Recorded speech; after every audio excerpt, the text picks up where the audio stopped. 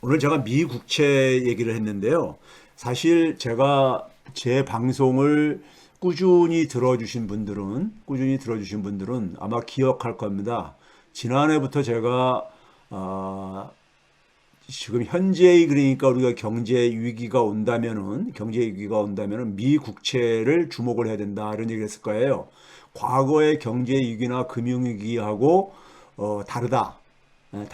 다른데 이번에 이제 그러니까는 그 중심에 만약에 위기의 중심에는 미국채가 있다고 제가 얘기를 작년부터 쭉 얘기를 했어요. 그래서 제가 미국채 10년물을 중심으로 해가지고 계속 10년물을 좀 주목하라고 계속해서 작년부터 얘기를 했던 겁니다. 근데 최근에 보게 되면은 제가 왜 그 얘기를 했는지 좀 이해가 가실 거예요. 가시겠죠? 그런 점에서 이 미국채 하게 되면은 여러 가지 상징성을 가지고 있잖아요. 상징성을 가지고 있는데 첫째는 뭐냐면요. 학생들한테 제가 강의할 때 그런 얘기를 합니다. 경제학은 돈의 배분 문제인데 그래서 돈을 알아야 되고 그리고 돈의 가격도 마찬가지로 알아야 되는데 돈의 가격은 물가하고 금리하고 환율로 표현되어진다 이런 얘기를 해요. 근데 그 중에서 특히 금리가 가장 핵심적인 하나에 물가하고 환율도 다 금리에 연계가 될 수밖에 없기 때문에 금리라고 얘기를 하고 있거든요. 근데 금리는 기본적으로 각국의 중앙은행들이 세팅하는 기준금리를 제외한 나머지 금리들은 다 시장금리인데 시장금리를 결정하는 것이 바로 채권금리이다. 그런데 채권 금리는 이제 기간에 따라서 일반적으로 채권의 기간에 따라서 채권의 이제 소위 말해서 금리 혹은 정확하게 되면 수익률이죠. 수익률이 그러니까는 우리가 변할 수밖에 없고 변할 수밖에 없는데요. 채권 수익률의 가장 기준이 되는 것이 국채다. 국채 수익률이다. 그런 얘기를 합니다. 예를 들면 정부가 모든 기업들보다는 신용도가 높기 때문에 정부가 발행한 채권의 수익률이 가장 그러니까 기본이 된다. 채권 수익률에는요. 그런 얘기를 합니다. 그러면 우리가 이제 정부도 우리가 전 세계에 200개가 넘는 국가들이 존재하고 있는데 가장 기본이 되는 국제사회 속에서 가장 기본이 되는 국채는 뭐냐? 미국채가 될 수밖에 없다. 좋든 싫든 간에 달러를 찍어낼 수 있는 나라이기 때문에 이런 얘기를 합니다. 그래서 미국채라는 것은 기본적으로 가장 우리가 안전 자산으로 우리가 교과서에서 묘사를 하는 이유도 거기에 있다. 이런 얘기를 하거든요. 미 국채는 그러니까 우리가 가장 안전한 자산이에요. 안전한 자산입니다. 이 미 국채를 기준으로 해가지고 다른 금융 상품들의 리스크, 즉 위험도를 우리가 평가를 하는 겁니다. 상대적으로 평가를 하는 거예요. 절대적인 평가가 아니라요. 소위 말해서 이제 가상금리가 붙는 거잖아요. 가상금리가 붙는 건데 그 미국채가 가장 안전한 자산인데 안전한 자산이라는 것은 무슨 의미입니까? 과거에도 누차 얘기했듯이 가격 변동성이 그러니까는 적어야 됩니다. 특히 금융시장이 불안정할 때 손실이 나지 않아야 되는 거죠. 그래야지 안전자산에 어울리는 거잖아요. 안전자산 지위에 어울리는 거잖아요. 그런데 미국채가 지난해 초부터 정확하게는 지지난해 연말부터 가격이 그러니까 우리가 하락을 하기 시작하면서 미국채 가격이 하락하기 시작하면서 미국채의 수익률이 그러니까는 20세기 이래 가장 큰 폭으로 하락한 해입니다. 이런 점에서 이건 역사적인 의미가 있는 겁니다. 미 국채 투자 수익률이 가장 손실률이 높았던 해가 지난해 올해까지 지금 이어지고 있는 겁니다. 그런 점에서 더군다나 미 국채는 뭡니까? 미국 정부의 어떤 신용도를 나타내는 거잖아요. 그래서 제가 미국의 힘은 달러의 힘이라고 제가 얘기를 하는데 미국의 힘인 군사력도 달러의 힘이 있기 때문에 가능한 것이고요. 이 달러에 대한 하나의 힘을 그러니까 시장에서 그대로 반영해 주는 게 바로 이 미국채지요. 미국채의 가치입니다. 그러면서 미국채하고 달러는 사실상 같은 동전의 앞뒷면입니다. 그런 점에서 미국채 가격의 폭락이라는 것은 여러 가지 의미를 갖는 거죠. 갖는 건데 최근에 이제 미 국채 가격이 우리가 지난 추석 연휴 때 굉장히 많이 변동성을 보여줬잖아요. 그리고 지난주에도 여전히 가격 하락은 지속하고 있습니다. 일주일 단위로 보게 되면 지속을 하고 있어요. 그래서 제가 이제 이 미 국채 가격을 여러분들이 한번 정리할 필요가 있겠다 해가지고 제가 학생들한테도 미 국채 가격의 흐름을 이해를 하게 되면 국제 금융시장에 대한 이해가 정리가 된 것이다. 소위 말해서 그러니까 하산을 해도 된다. 제가 이런 이제 농담을 하고 그러거든요. 그런 점에서 미 국채 가격 흐름을 이해를 한다는 것은 굉장히 핵심적인 하나의 지표입니다. 금융시장을 이해하는 데 속에서요. 지표인데, 자, 제가 이제 그동안에도 여러 번 얘기했지만은 왜 미 국채가 이 안전자산이라고 불려지는 미 국채가 왜 이렇게 손실을 많이 내고 있느냐 하는 것은요. 이걸 가볍게 생각하면 안 돼요. 미 국채는 세계에서 가장 안전자산이라고 우리가 교과서에 이렇게 표현이 되고 있습니다. 안전자산이요. 상식적으로도 그렇게 받아들이고 있잖아요. 안전자산이요. 그렇죠? 근데 안전자산이 굉장히 손실을 많이 내고 있다는 건 뭘 얘기하는 겁니까? 이거는 단순한 현상이 아니에요. 미국의 힘에 그러니까 문제가 생기고 있다는 걸 의미하는 겁니다. 미국의 힘이에요. 그렇잖아요. 달러하고 미국채는 미국의 힘과 사실 동의어거든요. 동의어잖아요. 그렇죠? 그런데 미 국채의 손실률이 굉장히 크게 나타난다는 얘기는 미국의 힘에 뭔가 문제가 생기고 있다는 얘기잖아요. 그래서 제가 이거를 뭐냐면은 이번에 미 국채의 커다란 손실은 정치 실패의 산물이다 이런 표현을 하잖아요. 정치 실패의 산물. 근데 경제나 금융 얘기를 하면서 정치를 얘기하면은 별로 귀에 안 담아 들으려고 하는 사람들이 많이 있어요. 예? 정치하고 경제가 굉장히 그러니까 특히 국제금융하고 정치는 밀접한 관계가 있거든요. 밀접한 관계를 갖고 있습니다. 월가하고 워싱턴은 항상 소통을 합니다. 항상 소통을 해요. 그렇기 때문에 이 정치를 모르면요, 국제 정치를 모르면은 국제 금융도 제대로 그러니까 이해하기 힘들어요. 사실은요. 어찌됐든 간에 이게 정치 실패의 결과물이라고 제가 계속 얘기를 했잖아요. 계속 얘기했는데 이 부분에 소위 자칭 전문가들이라는 사람들 중에서 제가 이 얘기를 정치 실패의 결과라는 것을 얘기하는 사람을 한 사람도 본 적이 없어요. 국내 자칭 전문가들 중에서 보게 되면요. 예? 그러다 보니까는 본질을 제대로 그러니까는 국채 수익률의 흐름에 대한 본질을 자꾸만 놓치는 거예요. 놓치니까는 그 왔다 갔다 하는 진단들을 하게 되는 거죠. 왔다 갔다 하는 진단을 하는 겁니다. 이게 왜 그러냐면요. 사실 지금 그러니까는 미 국채 가격이 이렇게 하락하게 되는 원인이 뭡니까요? 가장 우리가 일반 사람들이 인식하는 것은 뭐예요? 예? 급속한 금리 인상이었잖아요. 지난해 3월부터요. 그러니까요. 그렇죠? 금리 인상이었잖아요. 그런데 그 금리 인상은 왜 일어났어요? 인플레이션 때문에 일어난 거잖아요. 근데 그 인플레이션은 왜 일어났어요?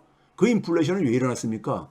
기본적으로 우리가 코로나 팬데믹에서 우리가 벗어나다기보다는 코로나 팬데믹에서 그러니까 경제가 붕괴가 되어지고 더 이상 그러니까는 경제 붕괴를 방치할 수 없다 보니까는 경제 활동에 복귀를 하면서 소위 말해서 그러니까는 그 이 공급망하고 소비하고 공급 간에 소위 말해서 격차가 생겼던 거 아닙니까? 우리가 그래서 공급망 교란이라고 많이 표현을 했었지요.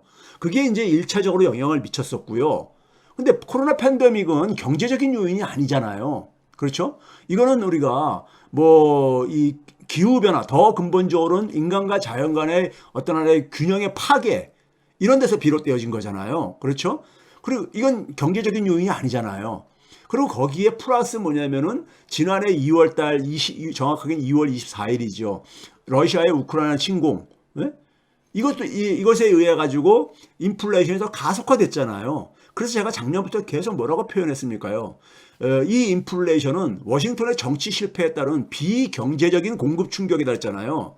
우리가 경제 이론적으로 얘기할 때는 수요와 공급에 의해서 가격의 변화를 설명할 때는 결국 그러니까는 인플레이션이라는 것이 수요가 그러니까는 수요가 끌어올리는 그러니까 우리가 수요가 막 증가해가지고 물가가 상승하는 현상도 있지만은 공급이 그러니까 공급 충격, 그러니까 공급망에 무슨 문제가 생겨가지고 소위 그러니까 우리가 이 생산 요소 비용들이 상품의 가격 비용들이 증가하면서 생기는 인플레이션도 있잖아요.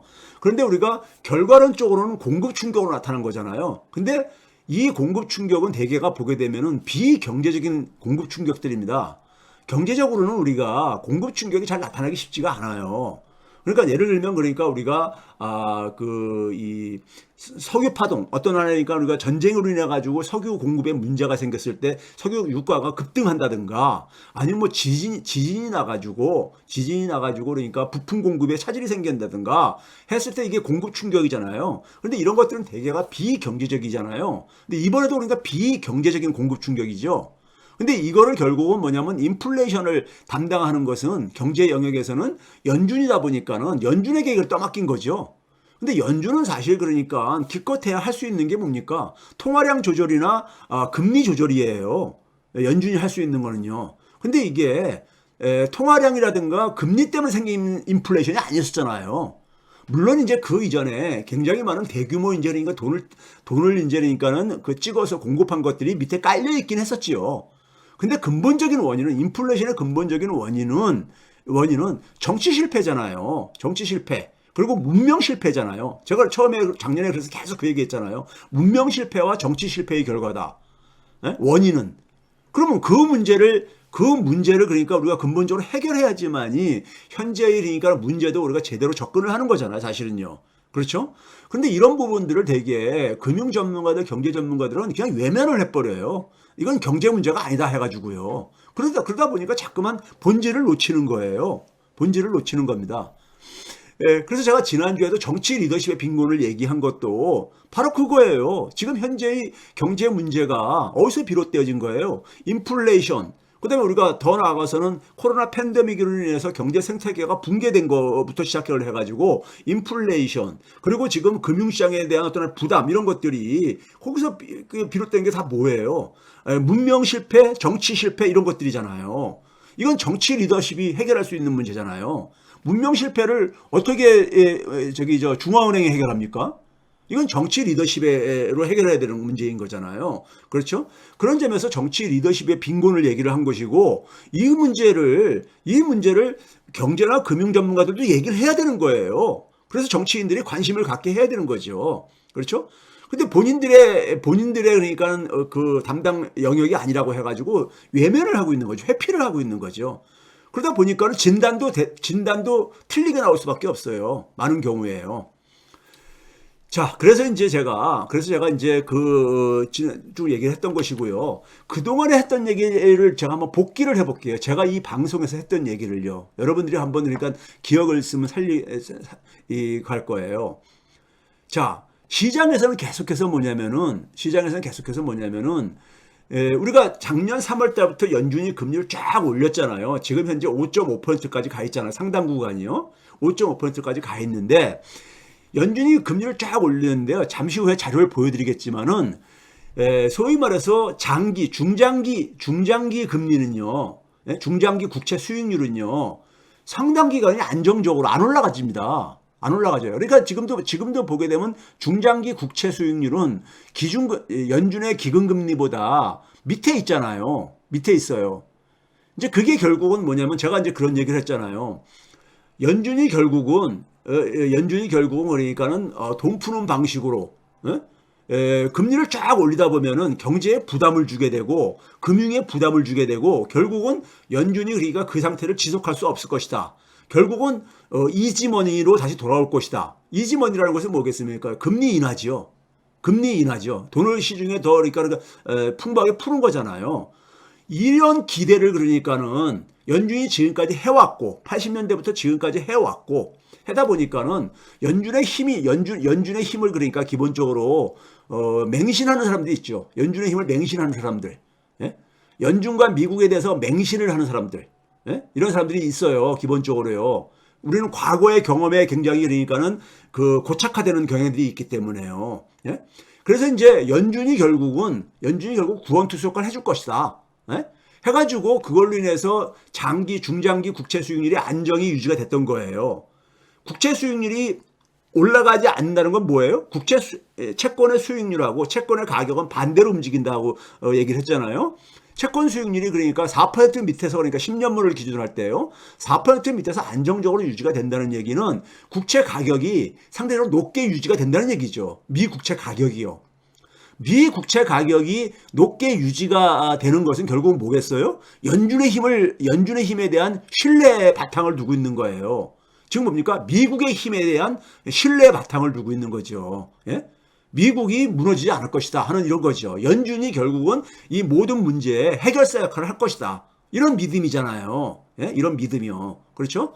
그래서 이제 이런 얘기를 했었고, 6월 달에 근데, 6월 달에 무슨 일이 있었습니까? 6월 2일 날 있어요. 정확히는요. 5월 달에 엄청 시끄러웠었잖아요. 뭘로요? 미국 연방정부의 부채 한도를 상향 조정하는 거에 대해서 공화당과 민주당이 힘겨루기 하다가 결국은 그러니까는 임시 조처로 그러니까는 땜빵질을 했죠. 예? 2025년 그러니까 1월 달 이전까지만 임시로 그러니까 허용해 주는 걸로 해가지고 이렇게 됐잖아요. 최근에 그러니까 우리가 내년도 그러니까 예산 같은 경우도 결국 임시 조치를 했듯이요.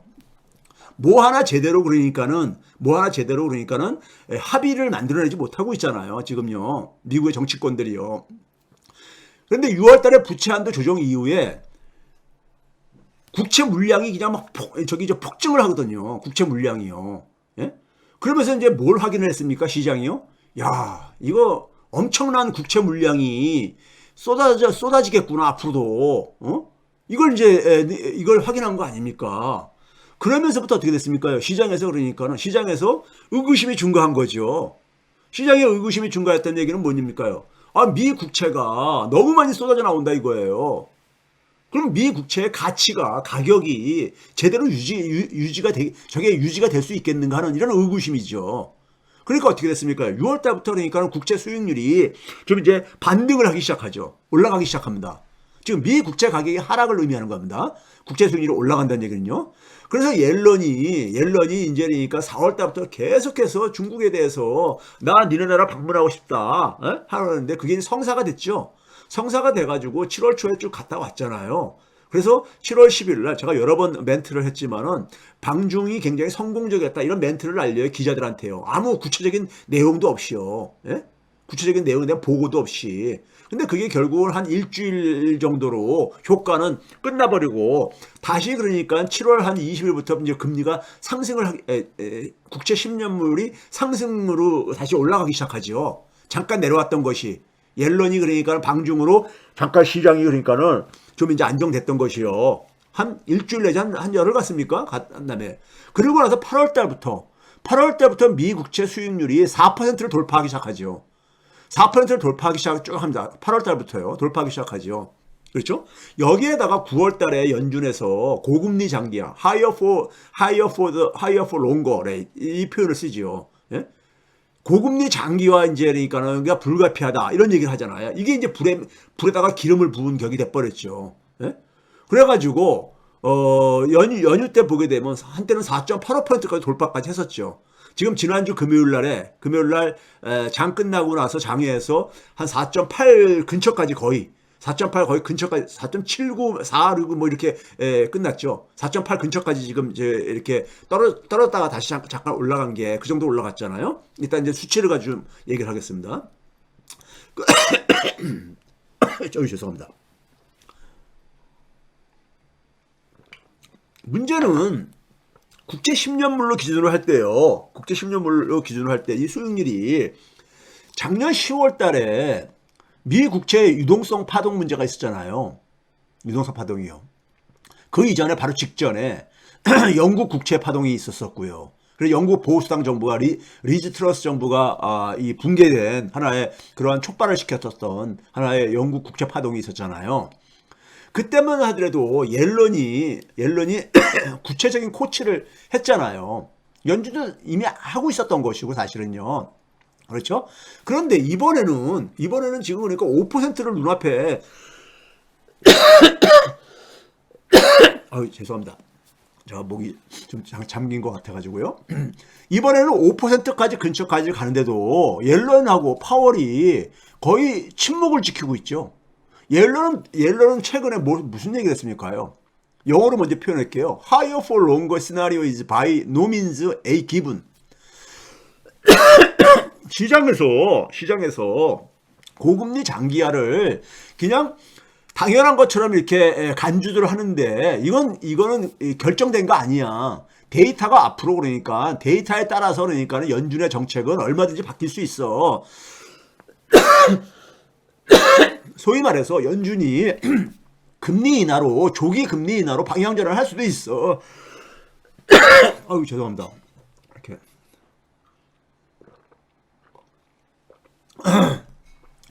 이런 이제 얘기를 하는 것은 이건 훈수가 아니죠. 시장 너희들이 너무 지금 과민 반응하는 거야. 이런 얘기를 하는데 시장이 과민 반응한 게 아니죠.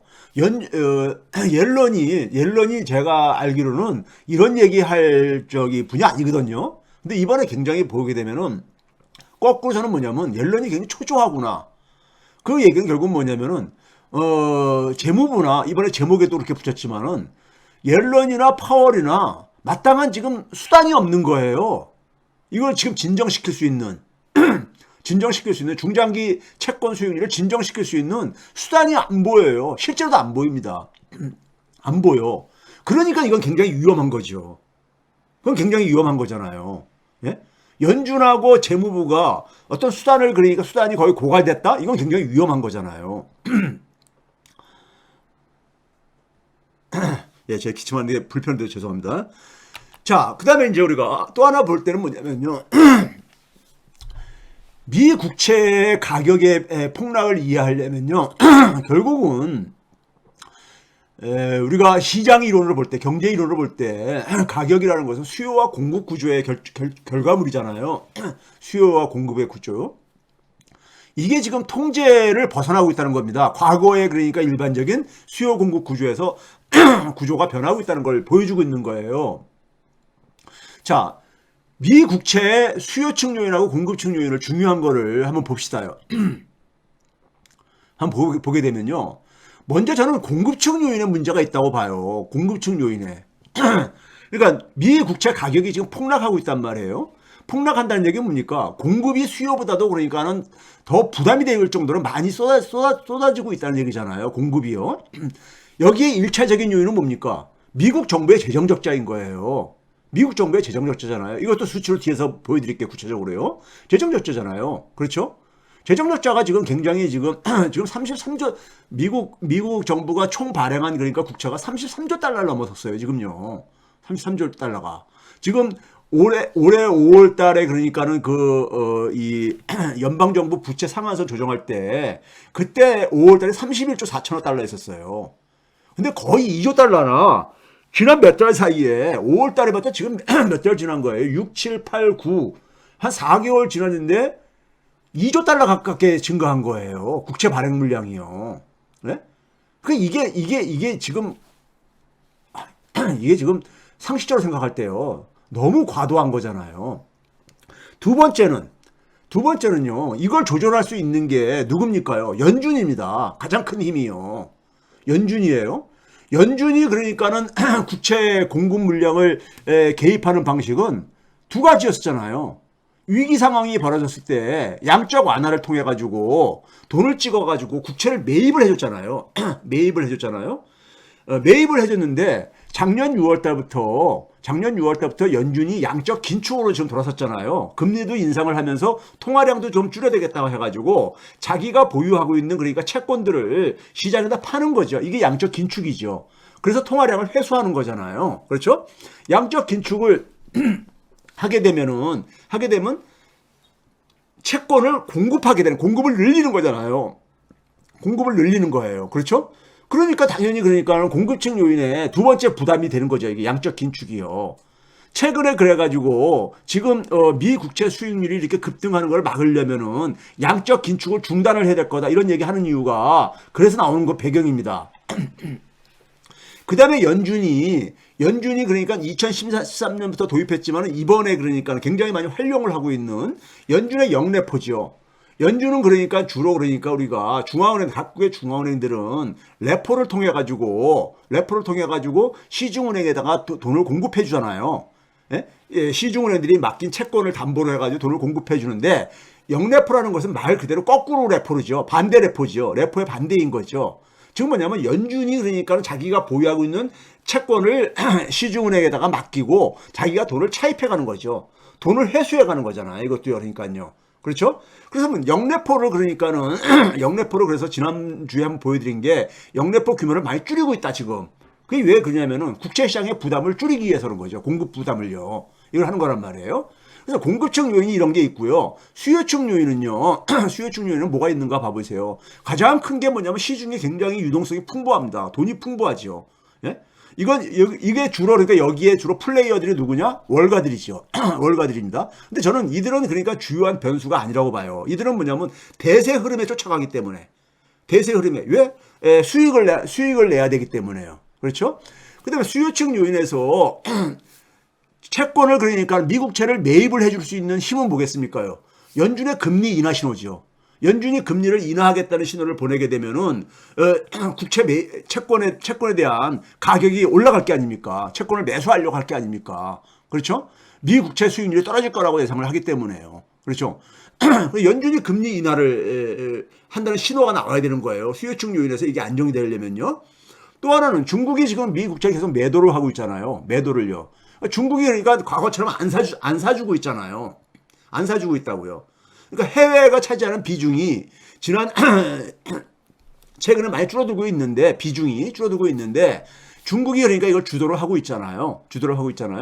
그러니까 이런 요인들이 그러니까 중요한 요인들이에요. 여기에 그러니까는 이 힘겨루기 속에서 시장에 그러니까 플레이어들 주로 월가들은 눈치를 보다가 과거처럼 연준이 결국은 해결해 주겠지 하는 바람으로 연준을 믿고서는 이 플레이를 하다가 최근에 많이 박살난 거 아닙니까? 예? 많이 박살난 거예요. 예? 자, 이제 이 얘기를 구체적으로 좀 볼게요. 9월달 연준 이제 우리가 공개시장위원회 FOMC라고 하죠. 금리를 결정하는 거니까 통화정책을 결정하는요.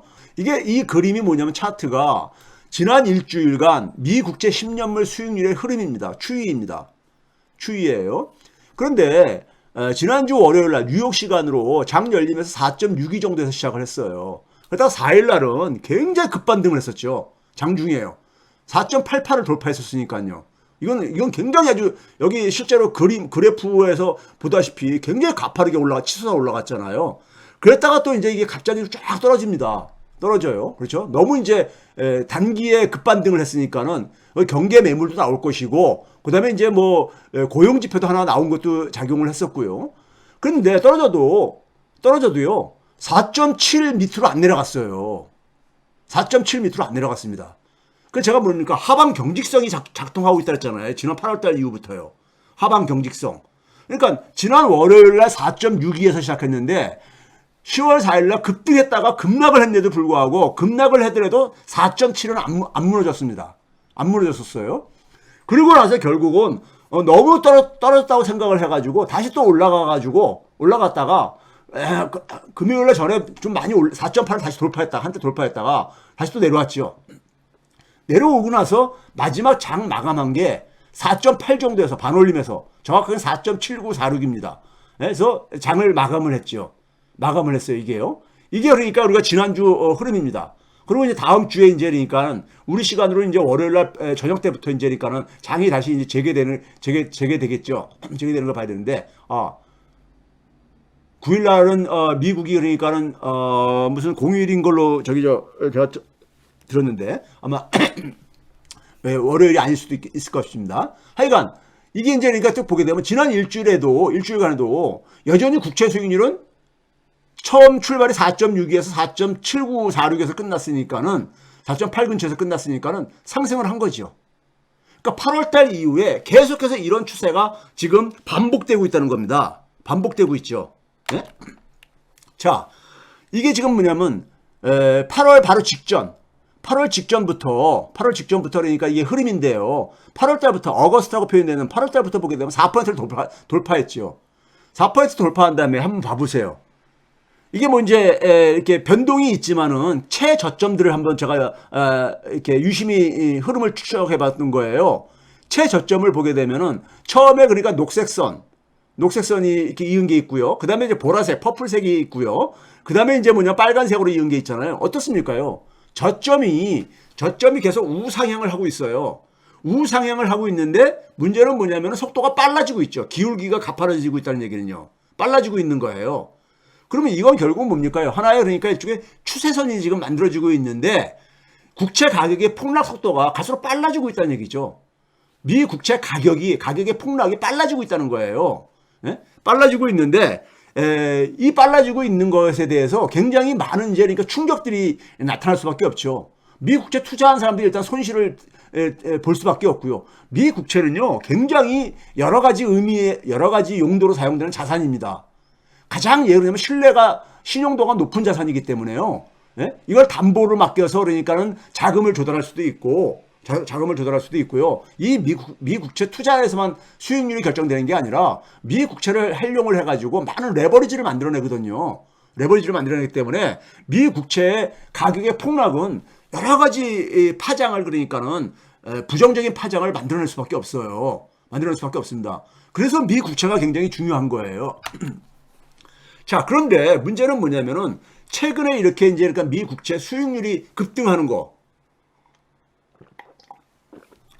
급등할 때마다 나오는 얘기죠. 연준이 금리 인상을 포기하지 않았기 때문에 뭐 이런 얘기를 하고 그래요. 그리고 연준이 그러니까 고금리를 장기화할 거기 때문에 이런 되게 금리 요인을 가지고 되게 설명을 하려고 그러죠. 많은 전문가들은요. 그런데 한번 봐보세요. 작년에 그러니까 연준이 금리를 3월 달부터 금리를 인상합니다. 근데 3월 달에 0.25로 올렸어요. 0.25%포인트를요. 그리고 5월 달에 0.5%포인트로 속도를 조금 이제 높이죠. 그랬다가 6월 달부터 6월, 7월, 그 다음에 8월 달은 건너뛰고요. 6월, 7월, 9월, 그리고 10월 달 건너뛰고 11월 달. 연속 4회. 연속 4회를 0.75로 올렸죠. 0.75로 올렸었어요. 그런데 5월 달부터 8월 달 사이가 어떤 때입니까요? 5월 달에 0.5로 올렸었어요. 6월 달에 0.75 올렸고요. 7월 달에 또 0.75 올렸습니다. 그러니까 총 얼마를 올린 겁니까요? 0.5 더하기 0.75 두 번이니까 1.5죠. 그래서 0.5에다가 5월 달에 0.5, 6월 달에 0.75, 7월 달에 0.75. 그러니까 1.5에다가 2%네요. 여기 2.25%포인트를 했는데 2%포인트네요. 제가 잘못 계산했네요. 하여간 2%포인트나 올렸단 말이에요. 연준이요. 기금금리를요. 그런데 10년물 수익률을 봐보세요. 10년물 수익률은 2.91에서 2.98로 거의 변동이 없잖아요. 금리를 당시에 굉장히 급격하게 올렸었어요. 굉장히 급격하게. 지난 90년대 이후에 가장 급격하게 올렸을 때였었죠. 그런데도 불구하고 10년물 수익률은 안 올라갔잖아요. 예? 그러니까 금리 인상이 그러니까는 연준의 금리 인상과 10년물 국채 가격의 하락은 관계가 없었던 거예요. 이렇게 보게 되면요. 또요. 22년 9월 달부터 11월 달까지. 이때는 뭡니까요? 작년에 그러니까 소위 말해서 미 국채 가격이 굉장히 급락을 했을 때입니다. 작년에 그러니까요. 그래서 작년에 그러니까 국채 파동이 일어날 때가 9월 말 10월 초 이때였었으니까요. 국제 금융시장이에요. 그렇죠? 그리고 11월 초에 그러니까 마지막으로 0.75를 또 한 번 올렸었죠. 그때는 보게 되면은 미 국채 수익률이 좀 올라갔었어요. 네? 연준 금리를 이렇게 올리니까는 그때 한 1.5%포인트를 올렸는데 10년물 국채 수익률이 한 1%, 1.1%포인트 정도 올라가잖아요. 올라갔었어요. 그러니까 어떨 때는 그러니까 기금금리와 같이 올라가기도 하고 어떨 때는 그러니까 안 올라가기도 하고 이게 지금 두 번에 같이 보여드렸죠. 그 다음에 그 다음이 이제 우리가 주목해야 될 부분입니다. 2022년 11월 달부터 올해 7월 달까지요. 7월 달까지는 뭐냐면 연준의 그러니까 이 미 국채 10년물 수익률이 4% 밑에서 형성됐던 때입니다. 물론 일시적으로 약간 4%를 넘어선 때도 한두 번 있었지만은 되게 4% 밑에서 형성됐던 때예요. 4% 밑이라는 것은 연준은 그러니까 금리를 5%대까지 올렸는데 4%대에서 4% 밑에서 유지되는 것은 무슨 얘기입니까? 국채 가격이 굉장히 높게 형성되고 있다는 얘기예요. 작년에 이걸 올봄이죠. 올봄에 이 추세를 보고서는 미 국채 투자라고들 막 한 거죠. 투자라고 한 거예요. 예? 근데 이 기간에도 2022년 11월 달부터 2023년 7월 달에도 미 국채 수익률은 굉장히 안정적으로 3.8에서 3.97이니까요. 4% 밑을 그러니까 유지가 됐었거든요. 근데 이 당시에도 연준의 기금금리는 1.5%포인트나 인상을 했었습니다. 근데 10년물 국채 수익률은 안 올라가잖아요. 안 올라가잖아요. 이것 때문에 작년 연말에 우리나라도 굉장히 금융시장에 혜택을 본 겁니다. 작년에 그러니까 10월 11월 달에 우리나라 신용위기가 진정된 것은 금융당국이 잘 대처해서 된 게 아니에요. 시장금리가 굉장히 안정세로 유지가 되면서 그러면서 달러 가치도 그러니까는 좀 안정화되어지면서 그러면서 우리가 환율도 좀 진정이 되기 시작했던 거잖아요. 그렇죠? 이것도 제가 과거에 얘기했던 거잖아요. 그러니까는 이때도 연준은 금리를 계속 올리고 있는데 10년물 수익률은 안 올라가잖아요. 너무 어려워요? 지금 내용이요? 지금 제가 얘기하는 거는 우리가 흔히 연준의 10년물 수익률은 장기 시장 금리로 우리가 본단 말이에요. 장기 시장 금리요. 근데 연준의 우리가 금리, 이건 우리나라식으로 하면 기준금리죠. 기준금리를 올리게 되면 같이 올라가지지 않는다 이거예요. 연준의 중장기 국채 수익률이 올라간다는 얘기는 국채 가격이 하락한다는 거 같은 얘기인데 국채 가격이 폭락한다는 거라고요. 이거는 미국 정부나 연준이 원하는 게 아니라고요.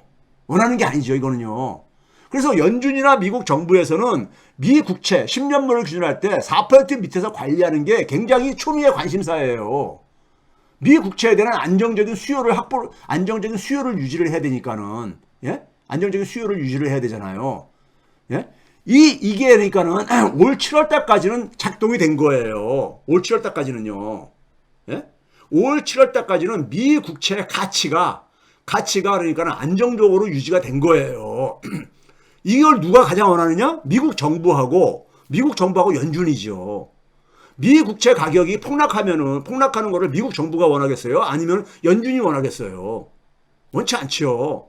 예? 미 국채는 안전자산이거든요. 안전자산이야. 그러면 이거를 그러니까 시장에서 그동안에는 7월 달까지는 연준의 힘을 믿었던 거예요. 연준의 힘을 믿고 같이 그거를 그러니까 뒷받침해 준 거예요. 그러니까 연준이 금리를 쫙 해서 올려도 그러니까 2년물 이상부터는 안 올라갔다니까요. 안 올라갔잖아요. 미국 국채가 제일 많이 발행되는 게 중장기 국채입니다. 예? 중장기 국채예요. 예? 2년물에서 10년물 이게 제일 많이 발행되거든요. 근데 이 가치가 폭락을 하면 안 되잖아요. 폭락을 하면 안 되잖아. 그럼 미 국채가 그러니까 인기가 없어지는 거잖아요. 이게 폭락한다는 얘기는요. 예? 그럼 미국에 대한 어쨌든 간에 미국에 대한 회의가 일어나는 거잖아요. 예? 미국의 힘에 대한 회의가 일어나는 거잖아요. 그래서 미 국채 가격이 금리를 급속하게 인상하는 과정에서도 안정적으로 유지했다 이겁니다. 그러니까 10년물을 기준하는 이유는 뭐냐면 10년물에 가장 여러 가지 상징성을 띠는 하나의 시장 금리이기 때문에 10년물이 4% 밑으로 그러니까는 관리하는 것을 굉장히 그러니까 신경을 많이 썼다고요. 예? 그랬는데 이게 이제 뭡니까? 8월달 이후에 그러니까 4%를 넘어서기 시작했다 이거예요. 8월달 이후에. 근데 8월달 이후에는 연준은 금리를 동결하고 있거든요. 지금 현재까지는요. 예? 그러니까 연준의 금리를 안 올리는데도 불구하고 국채 수익률은 혼자서 그러니까 지금 올라가고 있는 거잖아요. 지금 뭡니까? 미 국채 가격이 폭락하고 있는 거잖아요. 예? 그러면 그동안에 안정적으로 유지했던 힘이 더 이상 작동하지 않는다는 거잖아요. 더 이상 작동하지 않는다는 거잖아요. 지난 11월 달부터 그러니까는 작년 10월 달에 미 국채 파동이 경험하고 난 이후에 지난 11월 달부터 올해 7월 달까지 미 국채의 가치를 안정적으로 유지했던 힘들이 있을 게 아닙니까? 그 힘들이 더 이상 작동을 안 하고 있는 거예요. 예? 더 이상 작동을 안 하는 거예요. 미 국채에 굉장히 중요한 의미를 갖고 있습니다. 여러분들이요, 이게요. 중요한 변화를 지금 이게 내포하고 있는 거예요. 그래서 9월 달에 이제 그러니까는 소위 우리가 많이 얘기하는 higher for longer rates. 그러니까 뭐냐, 고금리 장기화. 이런 얘기를 이제 연준이 이제 했다고 하는 얘기 아닙니까? 예? 근데 그거는 이건 연준이 그러니까 이런 그 표현을 이런 얘기를 한 이유는요. 연준이 이렇게 똑같은 표현 안 했지만 이렇게 해석을 하는 이유는요. 연준이 그러니까 경제 전망, 이거 지난주에 보여드렸죠. 연준의 경제 전망을 가지고 연준은 데이터에 기반해 가지고 그런 입장을 얘기를 한 거예요. 옐런은 그걸 가지고 그게 그러니까는 기정사실화된 게 아니다 이렇게 얘기를 하는데, 그럼 지금 상황 속에서 데이터를 가지고 얘기를 하지. 그럼 뭘 가지고 얘기를 하겠어요? 앞으로 데이터가 물론 바뀔 수는 있죠. 근데 그때 보여준 데이터가 뭡니까? 연준은 기본적으로 듀얼 미션을 갖고 있잖아요. 하나는 뭡니까? 완전 고용이죠. 맥시멈 인플로이먼트요. 예? 완전 고용을 최대 고용을 추구하고 있잖아요. 그러니까 실업률을 본다고요. 근데 실업률이 2025년까지 거의 변화가 없잖아요. 거의 변화가 없어. 예? 실업률이 급등을 해줘야 되는데, 실업률이 급등을 해줘야지만 연준이 금리를 인하를 할 게 아닙니까? 근데 2025년까지 실업률 급등은 없다는 거 아닙니까?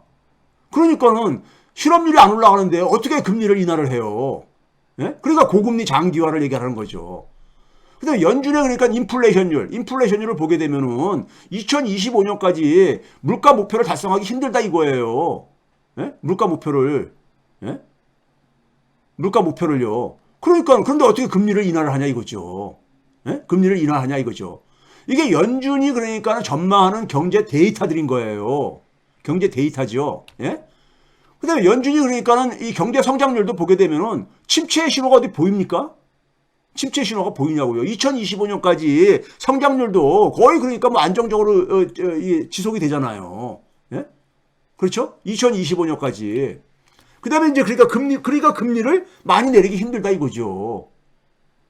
이거야말로 데이터에 기반한 그러니까 하나의 전망을 얘기를 하는 거 아니겠습니까? 근데 이걸 가지고 옐런이 이거는 그러니까는 이게 고정된 게 아니다. 이런 얘기를 하는데, 그거는 그러니까 앞으로 데이터가 물론 바뀔 수는 있겠지만은 데이터 바뀐 다음에 그런 얘기를 해야 되는 건데, 지금 현재 연준에서 전망하는 거는 2025년까지 데이터가 이렇게 나온다는데 어떻게 할 거예요? 그러다 보니까 시장에서 뭐냐면은 고금리 장기화 이런 표현을 이제 이걸 해석을 한 거 아닙니까? 예? 이런 얘기를 한 거라고요. 고금리 장기화를요. 자, 그래서 아까 이제 그 복귀한 거를 다시 한번 이제 우리가 보게 되면요. 예? 다시 한번 보게 되면은 8월달 이후에 굉장히 그러니까는 근본적인 변화가 생겼다 이거예요. 근본적인 변화가. 즉 연준과 미국 정부가 방어하고 싶은, 겉으로 표현을만 안 했을 뿐이지 방어선으로 구축하고 있는 게 10년물을 기준으로 할 때 4% 선입니다. 제가 볼 때는요. 4% 선인데 4%가 붕괴돼 버렸잖아요. 계속 4% 이후로 올라가고 있잖아요. 8월달 이후에. 그러면 이거를 그러니까는 붕괴시킨 힘이 있을 게 아닙니까? 이걸 붕괴시킨 힘이요. 네? 이걸 붕괴시킨 힘이요. 4% 이상으로 계속 올라간다는 얘기는 연준의 국채 가격이 폭락한다는 걸 얘기한단 말이에요. 연준의 국채 가격이 폭락하는 거는 결코 반가운 일이 아니라 이거예요. 미국 정부나 연준한테. 그건 이해들 가시죠. 예? 그건 이해 가시죠. 예? 그러면은 이 상황 속에서 근데 문제는 뭐냐면 미국 재무부나 연준의 수장인 파월이 여기에 대해서 이게 굉장히 심각한 문제인데 여기에 대해서 거의 침묵을 지키고 있다는 얘기는, 지금 어떤 그러니까 구체적인 그러니까 대응 방식을 제시 못한다는 얘기는 무슨 얘기입니까요? 수단이 고갈됐다는 걸 의미하는 거 아니겠습니까? 예? 수단이 고갈됐다는 거. 그게 더 위험한 거예요. 쟤네들 이거 방어 못한대. 이러면 어떻게 되겠습니까? 시장은 굉장히 불안하죠. 작년에 한번 봐보세요. 작년에는 어떻게 했었습니까? 작년 10월 이게 13일자예요. 작년 이때 그러니까는 미 국채 수익률이 4%만 돌파해가지고 4.25%까지. 지금보다 낮았었죠. 4.25%까지 갈 때입니다. 10년물 기준으로요. 그때 뭐라 했냐면은 옐런이 뭐라고 했습니까요? 시장에 뭐냐면 미 국채에 대한 충분한 유동성이 그러니까는 부족하다는 것에 대해서 부족하다고 다들 아우성 치고 있다 이거예요. 지금 뭐냐면 미 국채가 안 팔린다 이거죠. 그러니까 현금화가 안 된다 이거죠. 예? 이거에 대해서 우려를 하고 있다. 옐런이. 그러면서 뭐냐면 옐런이 뭐라고 이제 훈수를 둡니까요? 그 밑에 줄에 보게 되면 옐런 flags that Fed's standing repo facility. 연준의 그러니까는 레포 이 기능을 가지고 이걸 핸들할 수 있을 것이다. 구체적인 그러니까 이 훈수를 뒀잖아요. 연준이 이미 하고 있었던 겁니다. 사실은요. 하고 있었던 거죠. 그렇죠? 그래가지고 그 당시에는 이렇게 구체적인 훈수를 뒀어요. 그리고 올해 3월 달에 올해 3월 달에 다시 좀 약간 좀 4%까지 가죠. 10년 무려. 그러면서 미국의 은행 위기가 터졌잖아요. 예? 실리콘밸리 은행을 비롯해가지고요. 그때도 뭐라 했었습니까요? 그때도 뭐냐면은 이 유동성 문제가 생기니까는, 예? 은행 파산에 대한 이것을 방어하기 위해서 유동성을 그러니까는 공급해주겠다고. 이거는 그러니까 중앙은행이 연준이 그러니까 연준의 소위 말해서 뱅크 텀 펀딩 프로그램이라고 해가지고 1년까지 최대 1년까지 그러니까는 은행들이 보유하고 있는 채권을 액면 가치로 그러니까 담보를 잡아줘가지고 돈을 빌려주겠다는 이런 그러니까 소위 유동성 지원이죠. 유동성 지원 대책이죠. 이걸 지원을 해줄 수가 있었던 거잖아요. 그러니까 작년 10월 달하고 올해 3월 달에는 구체적인 방식을, 구체적인 대응 방안을 제시를 했던 거예요. 예? 그렇죠? 저 연준도 했고, 옐런도 얘기를 했고 그랬던 거잖아요. 그런데 이번에는 구체적인 대안이 안 나오고 있잖아요. 구체적인 대안이 안 나오고 있어요. 지금 이번에는요. 예? 그게 굉장히 심각한 거라 이겁니다.